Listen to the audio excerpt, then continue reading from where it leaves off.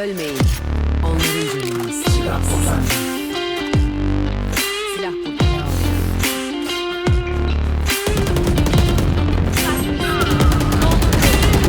Bir düşman kaldı. Spike B'de başladı.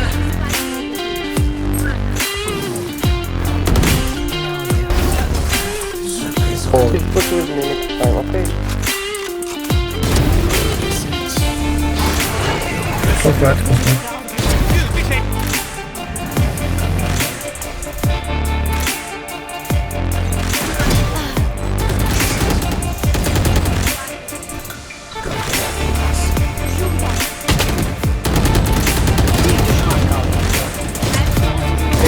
Nice.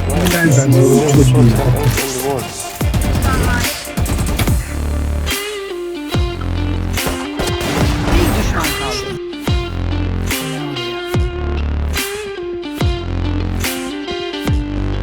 Son 10 saniye.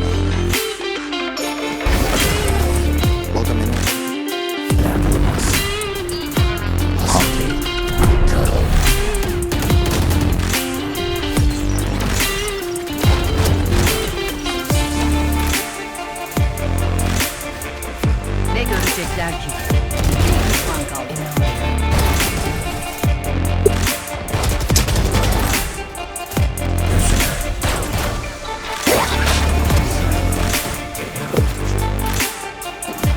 Direkt karşında olurlar.